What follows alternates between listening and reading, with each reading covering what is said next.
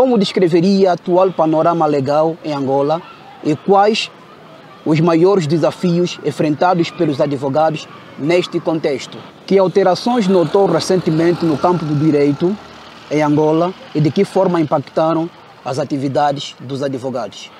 Saiu do BIE para Luanda, de Luanda de volta para a terra. Como tem sido a sua experiência ao voltar para o BIE após um período longe?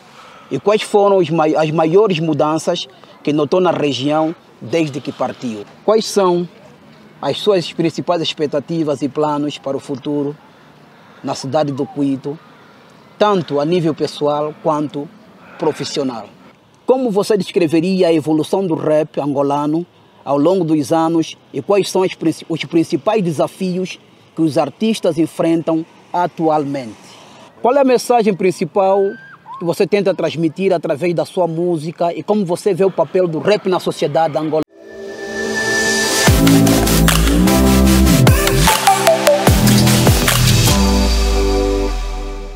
Nós estamos aqui com Yuri Submisso, ou então o Submisso da Graveland, que é rapper, advogado e jovem angolano, jovem inteligente.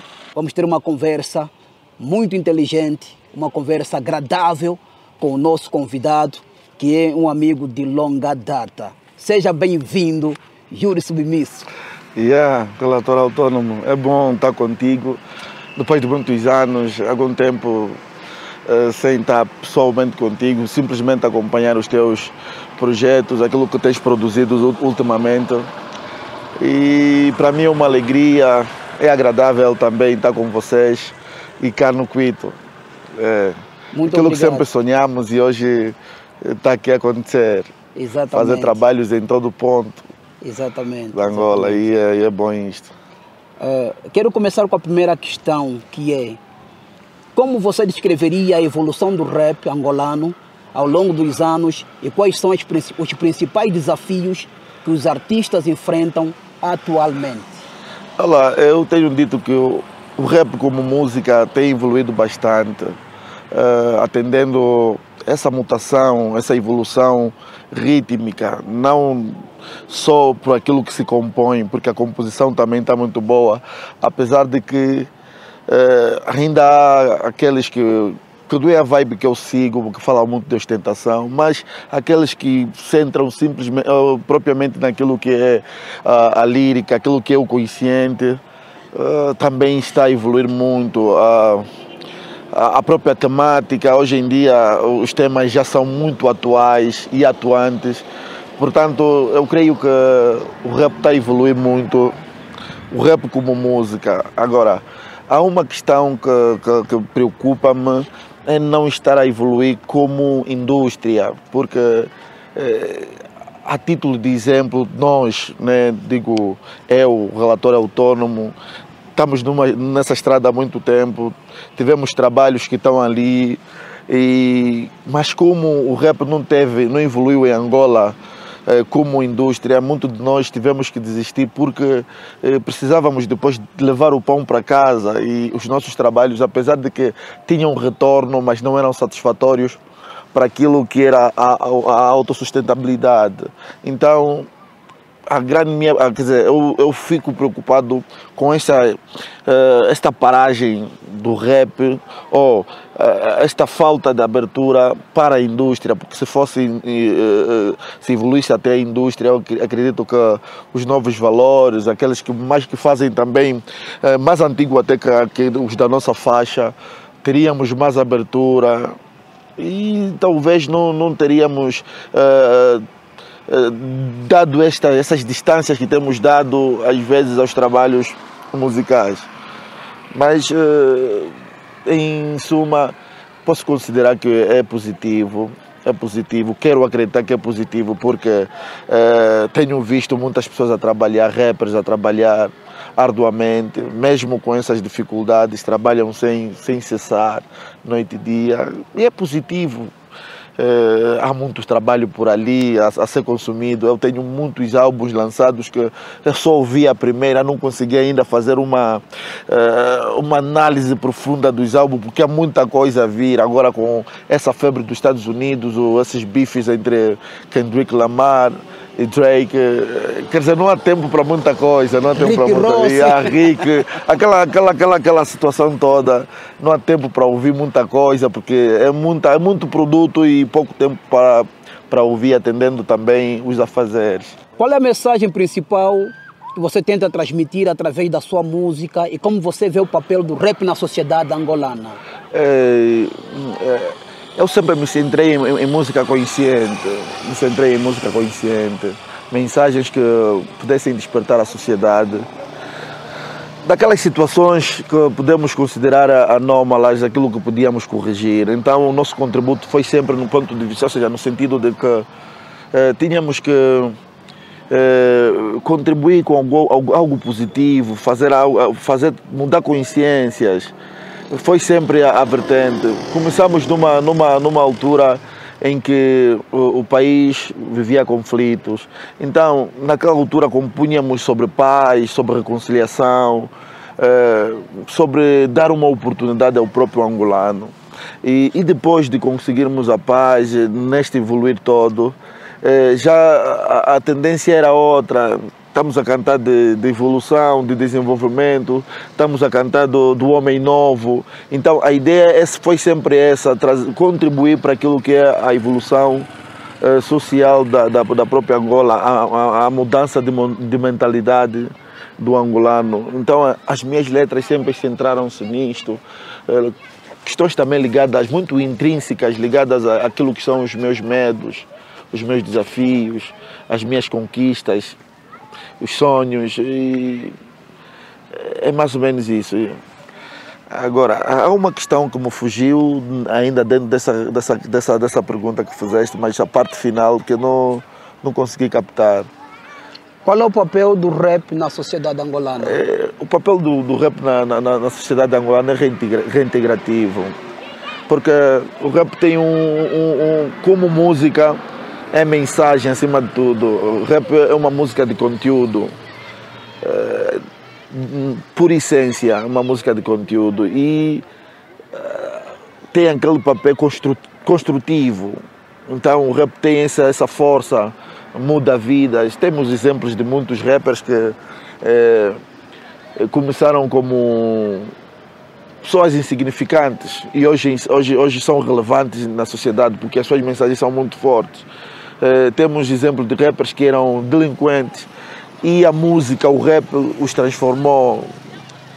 Temos grupos que começaram como grupos de violência e hoje são grupos que têm grandes projetos, como até o combate à própria criminalidade, o crime zero. Quer dizer, então o rap é esta mensagem forte, muda a consciência. Então é esta força que o rap tem, creio eu.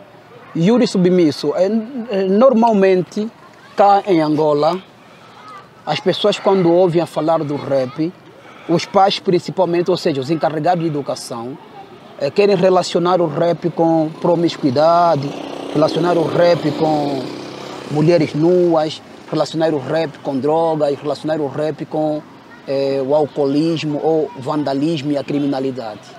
Qual é a visão do Yuri Submisso relativamente a esses pais? Olha, eu como pai hoje, vou responder na primeira pessoa.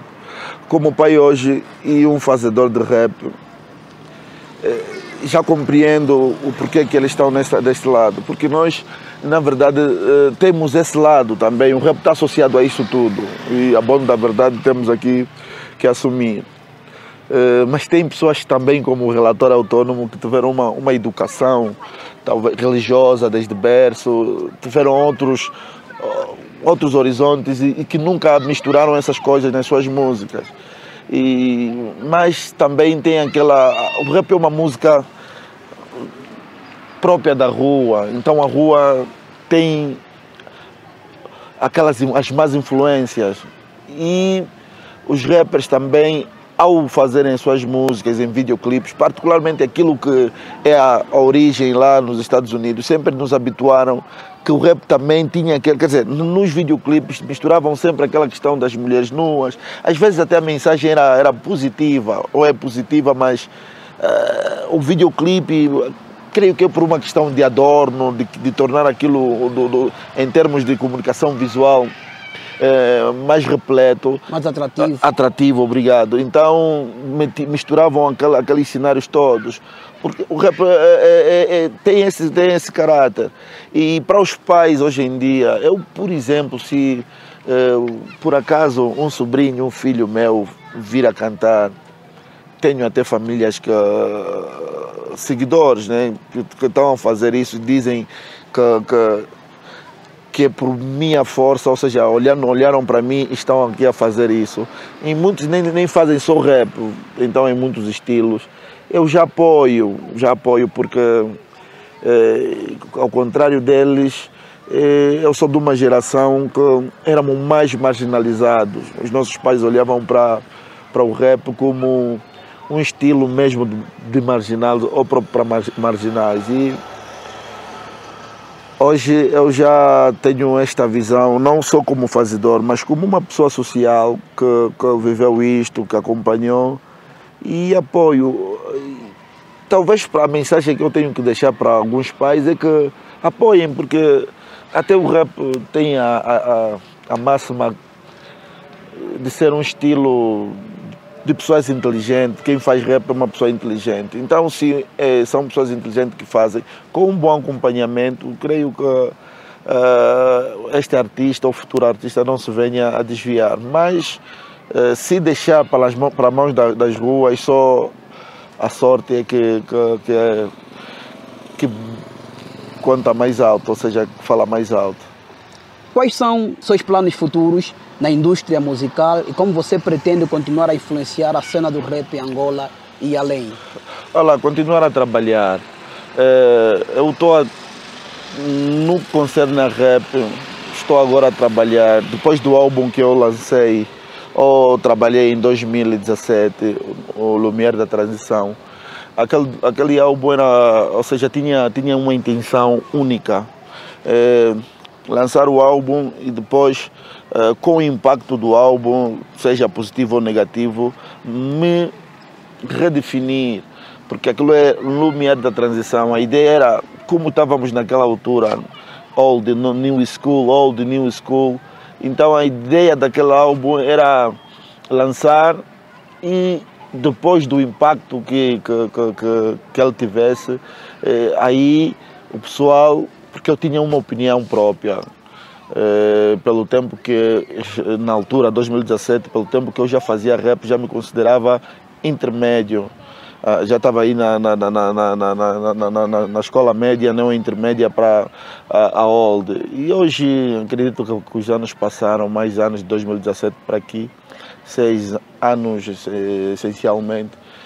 Creio que já consigo me considerar, estou além do intermédio, já estou assim no lumiar de pisar, de ser considerado old, porque há quem já me considera.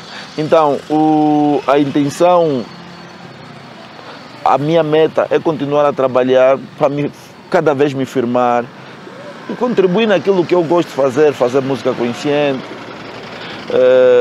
criar projetos sociais que visam também ajudar outros músicos, ajudar crianças, ajudar as pessoas necessitadas, como é a própria essência do hip-hop que depois gerou a música rap, né, que é o estilo, é a música dentro da cultura, né, o rap. Então a ideia mesmo é levar um pouquinho mais de amor, ajuda àqueles que precisam, tal como a essência, como a definição de hip-hop mesmo. É sabido que Yuri Submisso, além de rapper, é advogado de formação, correto? Sim, sim. Como descreveria o atual panorama legal em Angola e quais os maiores desafios enfrentados pelos advogados neste contexto? O panorama da justiça em Angola ainda é muito complexo.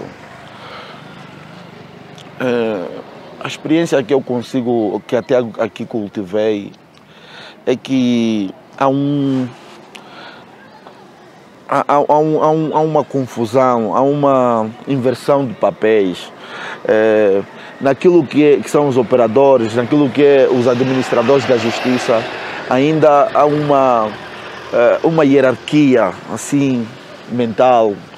Por exemplo, o magistrado judicial confunde-se com um rei, o magistrado do Ministério Público confunde-se com um príncipe, e aquelas duas classes confundem os advogados como súditos, em que eles podem fazer tudo.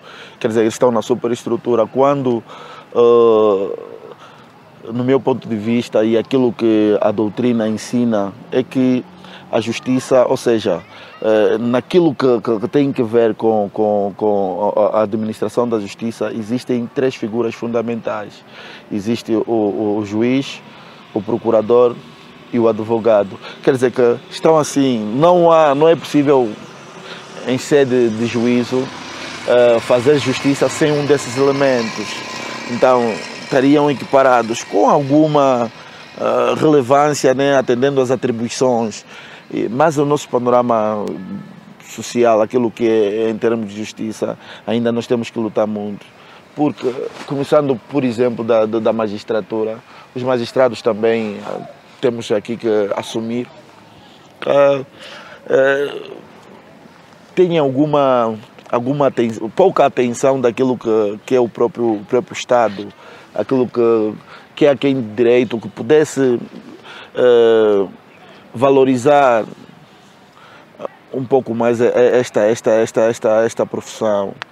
E em consequência, ainda acredito que isto influencia em outras, que desemboca em questões de corrupção, desemboca nas questões da prática da própria atividade com pouco objetivo, porque eu presenciei há 2 anos, uma situação que deixou-me meio curioso.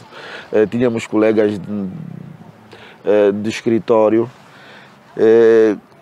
queriam ser advogados, mas quando anunciaram a abertura a candidatura para o concurso para novos magistrados, tanto judiciais como do Ministério Público, abandonaram os escritórios, os advogados foram correr na magistratura.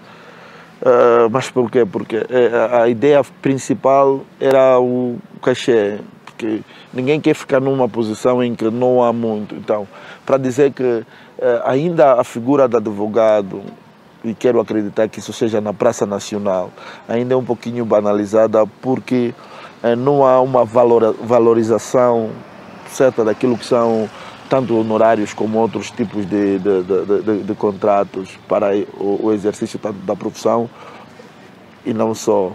E isto também influencia muito. Meio perdido da pergunta, mas para terminar dizendo que o cenário da justiça ainda deve ser muito, muito trabalhado. Tanto todas as forças, todos os operadores temos muito trabalho para fazer, para conseguirmos a justiça num sentido mais notável, porque não acredito que seja possível atingir a justiça no seu cúmulo. Nesse sentido, temos que trabalhar muito. Que alterações notou recentemente no campo do direito em Angola e de que forma impactaram as atividades dos advogados? Muitas. Olha, recentemente houve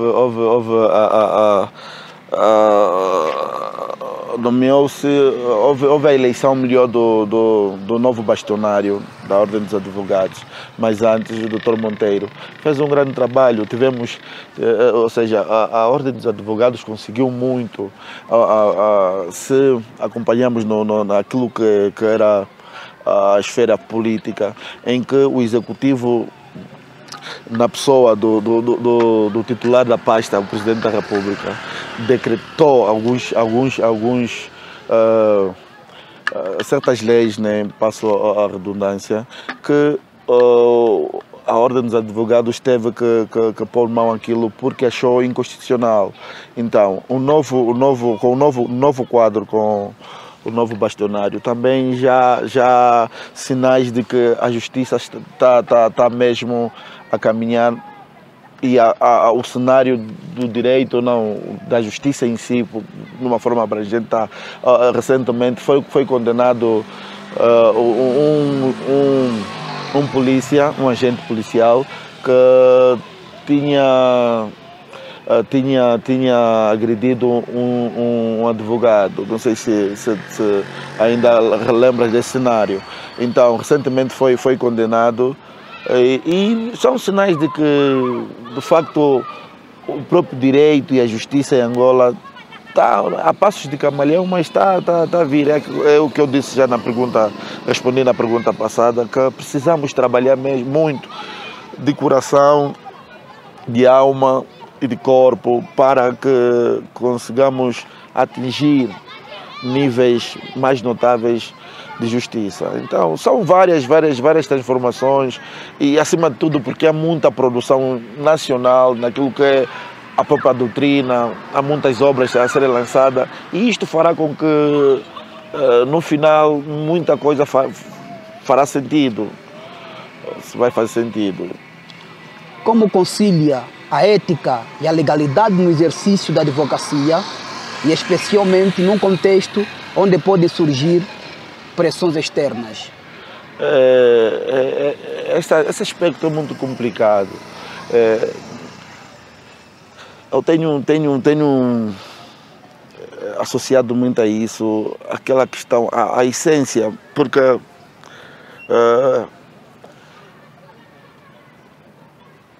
como sabe-se, as pessoas ligadas ao rap são muito ligadas à verdade. E hoje eu transporto aquele espírito de rapper, aquele espírito de um hip-hop para a questão da advocacia. Associo sempre aquelas questões. Nós sempre aprendemos que tínhamos que ser educados, tínhamos que ser cordiais. Então isto tudo eu transporto para a advocacia. Pese embora às vezes encarado como rebelde, mas não, precisamos às vezes ser verticais para podermos mudar uma outra coisa. Então, às vezes é pelo risco mesmo. Tu sabes que a situação pode não ser muito boa, mas pela verdade, pela luta, né, pela justiça, temos que avançar, às vezes sem medo de que pode haver essas repercussões negativas e nos apoiamos simplesmente naquilo que é o justo. Então, não gosto de pensar nesses entraves, gosto de pensar no positivo. Sempre que eu faço um trabalho, mesmo aqueles com alguma implicância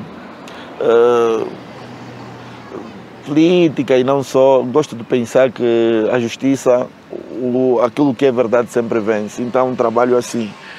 Não gosto de associar outros aspectos, particularmente. Quais são as áreas específicas do direito em Angola que considera necessitar de mais atenção e reforma? E quais desafios particulares que enfrentam ao lidar com questões nestas áreas? O direito em si em Angola precisa nós temos um direito muito novo, muito recente, muito jovial. Se a memória não me falha, só a partir de 77 é que tivemos a primeira universidade de Direito em Angola. Isto em Luanda, né, a Universidade de Agostinho Neto. Agora que estamos a espalhar, né, estamos a estender, a expandir as universidades,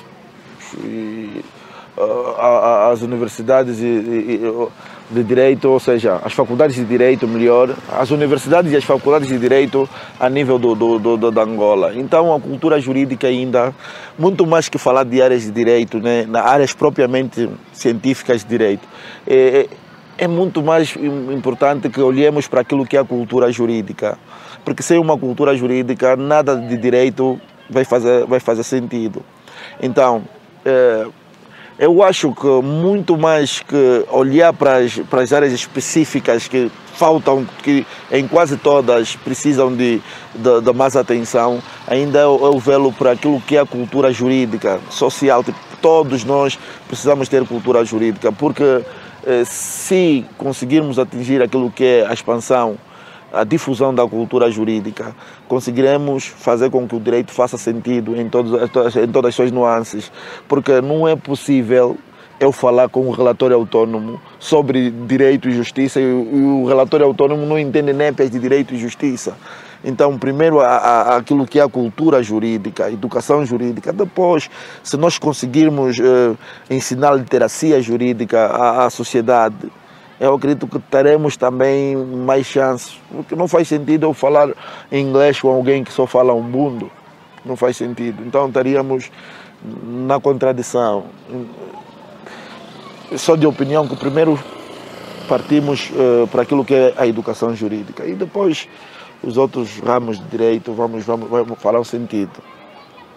Rapper, advogado, filho do Bié, saiu do Bié para Luanda, de Luanda de volta para a terra. Como tem sido a sua experiência ao voltar para o Bié após um período longe?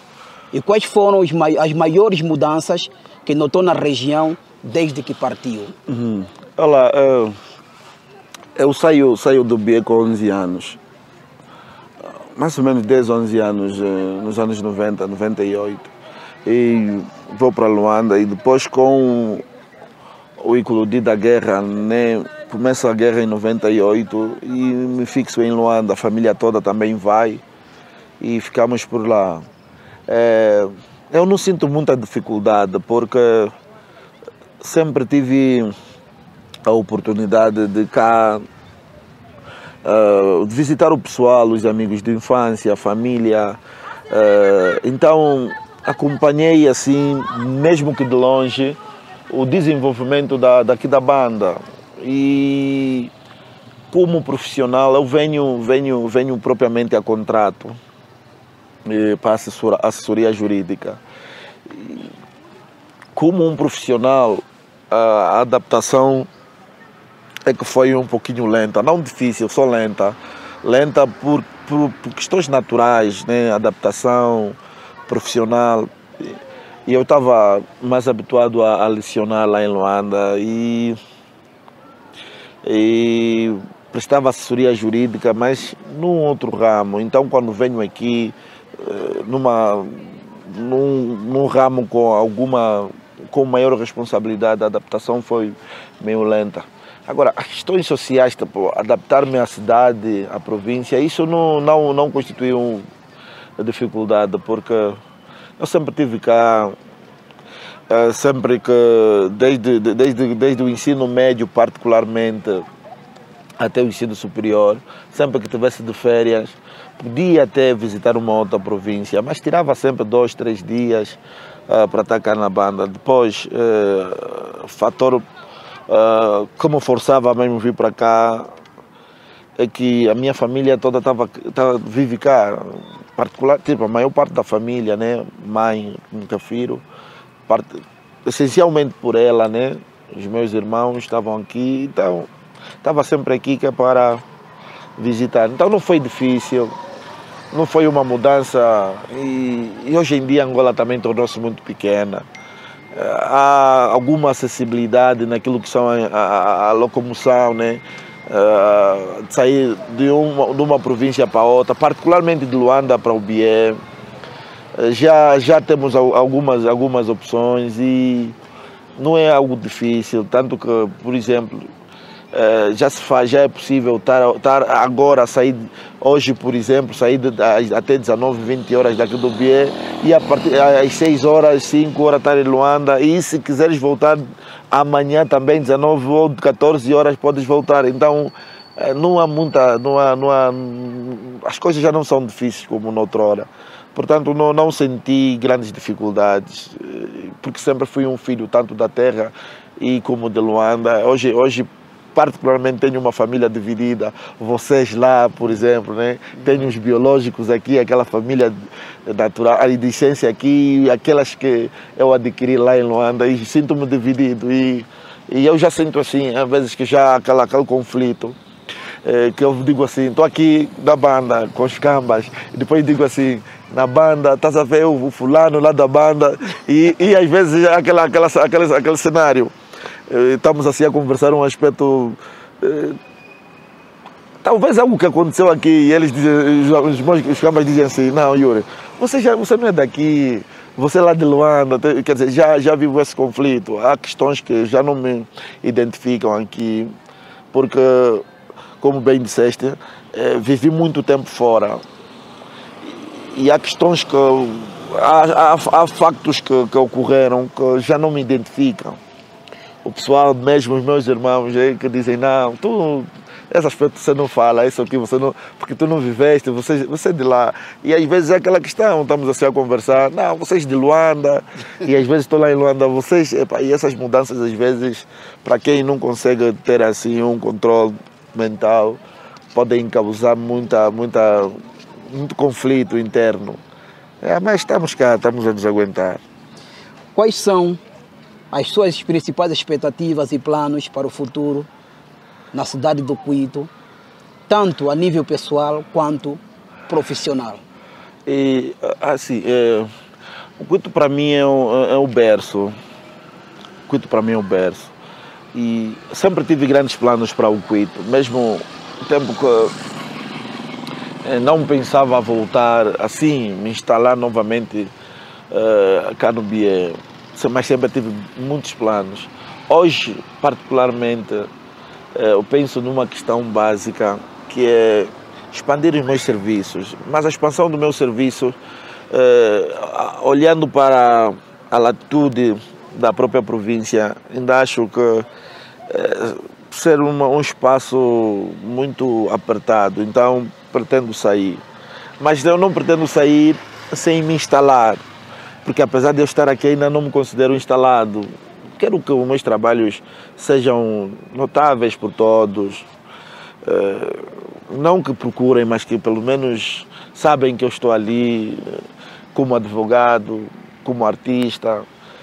Ultimamente dedico-me também à literatura, escrever qualquer coisa, deixar um legado, um livro, um desejo, já que fizemos álbuns. Quizá também deixar livros, então dedico-me a algumas horas à escrita. Então, acho que, em suma, ou seja, as perspectivas é mesmo expandir os meus trabalhos, deixar trabalhar e continuar a trabalhar para que tenha no final, ou lá com o tempo, aquele sentimento de que também contribui com aquilo que é a cultura, aquilo que é a música em si, a literatura, aquilo que é o direito, aquilo que é a justiça, acima de tudo. Então quero deixar quero contribuir nesse sentido. Para finalizar, qual é a tua mensagem para aquelas pessoas que nunca visitaram a província do BIE e não conhecem também a cidade do Cuito? Olha, primeiro dizer que o BIE é o centro da Angola. É importantíssimo que todo angolano conheça a Angola, e conhecendo a Angola, o BIE é uma das opções. É muito importante porque conhecer o BIE já é uma questão de cultura, é uma questão de conhecimento. É o centro da Angola, é curioso, aqui é o coração da Angola. Então, recentemente eu ouvi uma entrevista a um grupo de estudantes que vieram dos colégios lá, de alguns colégios, selecionaram alguns estudantes de alguns colégios de Luanda e vieram para aqui para conhecer o centro da Angola, e houve um dos responsáveis melhor lá do grupo a dizer: não, queríamos ver, trazer aqui os alunos para ver como é que é a cultura do povo do BIE, como é que eles se vestem, como é que eles falam. E eu olhei para aquilo, aquilo pareceu-me muito estranho, porque Nós não podemos, olhando para o princípio do Estado unitário, não podemos olhar o angolano, por exemplo, de Cabinda como diferente e do Cunene diferente. A ideia que nós temos que transmitir sempre é que somos angolanos e o que nós vamos encontrar é aquilo que estamos habituados, só que talvez com alguma diferença. E para os angolanos, ou seja, para os angolanos que pretendem conhecer o Bié, Bié é uma cidade como qualquer uma, é uma cidade com as mesmas dificuldades que a tua cidade, é uma cidade com os mesmos problemas que qualquer cidade em Angola. Portanto, o Bié como província tem os mesmos problemas políticos e sociais, econômicos, como todas as províncias de Angola. Então não há diferença. Venha conhecer, é mais conhecimento, é mais uma província que vai estar no leque das províncias que conheces. Creio que é muito bom conhecer o Bié. Em suma, não tenham receio, o Bié é uma província como qualquer uma. E estamos aqui de mãos abertas ou de braços abertos para aqueles que virem visitar o Bié, podemos nos servir de guia. Grande Submisso, muito obrigado pelo seu tempo disponibilizado. Conseguimos absorver o conhecimento e estamos juntos. Eu que agradeço e quero aproveitar o momento para agradecer a vossa iniciativa. São contribuições como essas que farão com que nós, angolanos, estejamos mais próximos, porque creio que essa entrevista vai despertar curiosidade em alguém, espero que desperte mesmo, particularmente para aquilo que é a província do Bié, não particularmente para aquilo que é a pessoalidade do Submisso da Visão Contrária, como artista, do Yuri Fandango como advogado, mas como um angolano que tem algumas aspirações, que pode ensinar, que pode aprender, e a província do Bié, e com esses trabalhos que foram fazendo ao longo das províncias, acho que vamos conseguir nos estreitar e ter uma relação boa como angolanos. Agradeço o convite e desejo-lhes força e sucesso profissional. Muito obrigado. Paz. Paz. Yeah.